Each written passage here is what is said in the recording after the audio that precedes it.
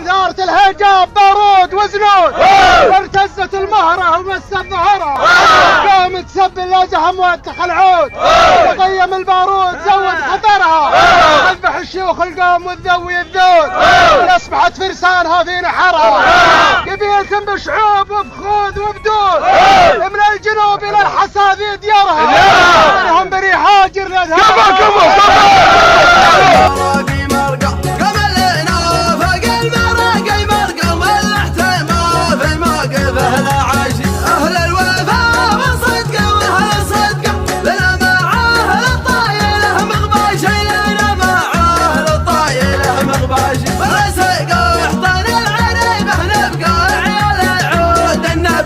المطراشي